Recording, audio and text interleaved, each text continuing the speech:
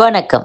இன்றைய செய்திகள். திண்டுக்கல், நத்தம் மற்றும் கிருஷ்ணகிரி திண்டிவனம் சாலைகளை 4 வழி சாலைகளாக மாற்றம் செய்வதற்கான நடவடிக்கையை தேசிய நெடுஞ்சாலைகள் ஆணையம் துவக்கியுள்ளதாக தகவல் வெளியாகியுள்ளது.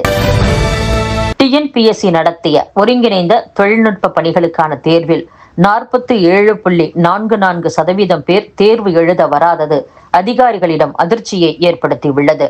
தமிழ்நாடு அரசு பணியாளர் தேர்வாணையமான டிஎன்பிஎஸ்சி சார்பில் 1033 பணியிடங்களுக்கான ஒருங்கிணைந்த தொழில்நுட்ப தேர்வு அறிவிப்பு மே 21ஆம் தேதி வெளியிடப்பட்டது. மொத்தம் 92,509 பேர் தேர்வு எழுத விண்ணப்பித்தனர். அவர்களுக்கு பாடம் வாரியான போட்டித் தேர்வு கடந்த 4ஆம் தேதி முதல் 10ஆம் தேதி வரை நடந்தது. தமிழ் மொழி தகுதி தேர்வு, பொது அறிவு, திறனறிவு தேர்வு, மொழிபெயர்ப்பு தேர்வு நேற்று காலை மற்றும் மாலையில் நடைபெற்றது. தமிழகம் முழுவதும் 92,509 பேர் தேர்வு எழுத விண்ணப்பித்திருந்த நிலையில் 48,627 பேர் மட்டுமே தேர்வு எழுதினர். மொத்தம் 43,882 பேர் தேர்வில் பங்கேற்கவில்லை. விண்ணப்பித்தவர்களில் 47.44% பேர் தேர்வில் பங்கேற்காதது கடும் அதிர்ச்சியை ஏற்படுத்தியுள்ளது. இது குறித்து தமிழ்நாடு அனைத்து நிலை போட்டி தேர்வர்கள் சங்க தலைவர் கலீல் பாஷா கூறுகையில், ஒருங்கிணைந்த தொழில்நுட்ப பணிகள் தேர்வில் தமிழ் மொழி தகுதி தேர்வை 47% பேர் எழுதாதது டிஎன்பிஎஸ்சி நிர்வாகத்தின் மீது போட்டித் தேர்வர்களுக்கு நம்பிக்கை இல்லாததை காட்டுகிறது என்று கூறியுள்ளார். திண்டுக்கல்லில் தமிழக ஊரக வளர்ச்சித்துறை அமைச்சர் ஐ. பெரியசாமி, அவரது மகன் செந்தில்குமார் எம்எல்ஏ மற்றும் மகள் இந்திராணிக்கு சொந்தமான வீடுகள் மற்றும் மில்களில் அமலாக்கத்துறை அதிகாரிகள் சோதனையில் ஈடுபட்டனர். சோதனையின் போது சிக்கிய பல கோடி ரூபாய் மதிப்புள்ள சொத்து ஆவணங்களை எடுத்துச் சென்று ஆய்வு செய்து வருவதாக கூறப்படுகிறது. இது குறித்து அமலாக்கத்துறை அதிகாரிகள் கூறும்போது, சட்டவிரோத பண பரிமாற்றம் தொடர்பாக அமைச்சர் பெரியசாமியிடம் ஏற்கனவே 11 மணி நேரம் விசாரணை நடத்தி வாக்குமூலம் பெற்றிருந்தோம். அதன் அடிப்படையில் அவரது மகன் மற்றும் மகள் வீட்டில் சோதனை நடத்தப்பட்டது. சோதனைக்கு சென்ற எங்களுக்கும் பாதுகாப்பு அளித்த சிஆர்பிஎஃப் வீரர்களுக்கும் இடையூறு ஏற்படுத்தப்பட்டது. பெரியசாமி வீட்டில் பூட்டியிருந்த அறைகளில் எங்களால் சோதனை நடத்த முடியவில்லை. அவரது வீட்டில் ஆவணங்கள் எதுவும் சிக்கவில்லை. ஆனால் செந்தில்குமார், இந்திராணி ஆகியோரின் வீடு மற்றும் ஸ்பின்னிங் மில்லில் சட்டவிரோத பண பரிமாற்றத்தில் ஈடுபட்டதற்கான பல கோடி ரூபாய் மதிப்பிலான சொத்து ஆவணங்கள் சிக்கியுள்ளது என்றும் அவற்றை ஸ்கேன் செய்து டிஜிட்டல் ஆவணங்களாக மாற்றியுள்ளோம். வெளிநாட்டு முதலீடுகள் தொடர்பான ஆவணங்களும் சிக்கியுள்ளன. அவற்றை ஆய்வு செய்து வருகிறோம். அமைச்சர் ஐ. பெரியசாமி, ஓய்வு பெற்ற டிஜிபி ஜாஃபர் சேட் உள்ளிட்டோருக்கு முறைகேடாக வீடு ஒதுக்கி செய்ததற்கான ஆவணம் கைப்பற்றப்பட்டது என்றும், முறைகேடு நடந்த காலகட்டத்தில் ஜாஃபர் சேட் மனைவிக்கும் வெளிநாட்டு நபர்களுக்கும் பண பரிவர்த்தனை நடந்துள்ளது. சோதனையின் போது கைப்பற்றப்பட்ட ஆவணங்களை ஆய்வு செய்து வருகிறோம் என்றும் கூறியுள்ளனர்.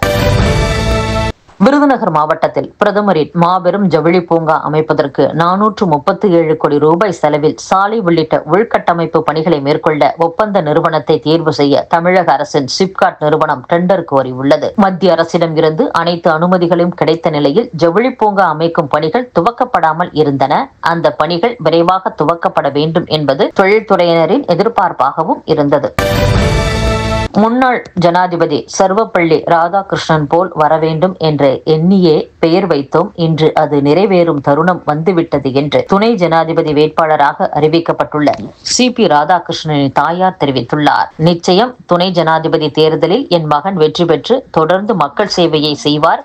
இது திருப்பூருக்கும் தமிழகத்திற்கும் பெருமை தரக்கூடிய தருணமாக அமைந்திருக்கிறது. என் மகன் சி.பி. ராதாகிருஷ்ணன் பெயரை பரிந்துரை செய்த பாஜகவிற்கும் பிரதமர் மோடிக்கு நன்றி என்று தெரிவித்துள்ளார். தோல்வியை மூடி மறைப்பதற்காகவே தேர்தல் ஆணையத்திற்கு எதிராக காங்கிரஸ் நாடகம் நடத்துவதாக தமிழ் மாநில காங்கிரஸ் தலைவர் ஜி.கே. வாசன் குற்றம் சாட்டியுள்ளார். இந்தியா உலகிலேயே மிகப்பெரிய ஜனநாயக நாடு. இந்த ஜனநாயக நாட்டில் ஜனநாயகத்தை எதிர்த்து செயல்படக்கூடிய வகையில் எல்லோருக்கும் சுதந்திரம் இருக்கிறது. அந்த சுதந்திரத்தை தான் தற்போது காங்கிரஸ் கட்சி அனுபவித்துக் கொண்டிருக்கிறது. தேர்தல் ஆணையம் என்பது இந்திய மக்களுக்கும் கட்சிகளுக்கும் அப்பாற்பட்டு நல்ல அரசை, மக்கள் விரும்பும் அரசை, மக்கள் தேர்ந்தெடுக்கக்கூடிய நிலையை ஏற்படுத்துவதற்கான ஒரு நடுநிலையான ஆணையம். அத்தகைய தேர்தல் ஆணையத்தை தொடர்ந்து குற்றம் கூறி ஒரு பொய்யை தொடர்ந்து கூறினால் உண்மையாகிவிடும் என நினைத்து காங்கிரஸ் கட்சி மற்றும் அதன் தலைவர்கள் செயல்பட தொடங்கினால் அதன் உள்ளார்த்தம் நடைபெறுகின்ற சட்டப்பேரவை தேர்தலில் தெரியும். காங்கிரஸ் கூட்டணி மிக மிக பலவீனமாக உள்ளது. தோல்வியை அவர்கள் உறுதி செய்து கொள்கிறார்கள். அதனை மூடி மறைக்க ஒரு மிகப்பெரிய நாடகமாக இது நடக்கிறது. இது ஜனநாயகத்திற்கு எதிரானது என குற்றம் சாட்ட விரும்புகிறேன். இதனை சாதாரண வாக்காளர்கள் ஏற்றுக்கொள்ளவில்லை என்றும் ஜி.கே. வாசன் கூறியுள்ளார். தீபாவளி பண்டிகையை கொண்டாட செல்லும் பயணிகளுக்கு இன்று முதல் ரயில் டிக்கெட் முன்பதிவு தொடங்கியுள்ளதாக தெற்கு ரயில்வே அறிவித்துள்ளது. தீபாவளி பண்டிகை வரும் அக்டோபர் 20ஆம் தேதி நாடு முழுவதும் கொண்டாடப்பட உள்ளது.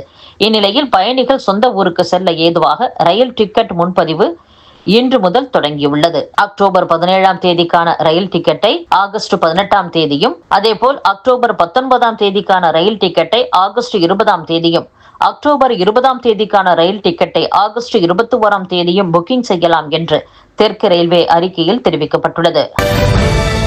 மேற்கு திசை காற்றின் வேக மாறுபாடு காரணமாக தமிழகத்தில் ஓரிரு இடங்களிலும், புதுச்சேரி, காரைக்கால் பகுதிகளிலும் இன்று முதல் ஆகஸ்ட் 23ஆம் தேதி வரை மிதமான மழைக்கு வாய்ப்புள்ளது. மேலும் ஓரிரு இடங்களில் 50 கிலோமீட்டர் வேகத்தில் தரைக்காற்று வீசக்கூடும். சென்னை மற்றும் புறநகர் பகுதிகளில் இன்று மிதமான மழைக்கு வாய்ப்புள்ளது என்றும் வானிலை ஆய்வு மையம் அறிவித்துள்ளது. இத்துடன் செய்திகள் நிறைவடைகின்றன. மீண்டும் நாளை சந்திப்போம். வணக்கம்.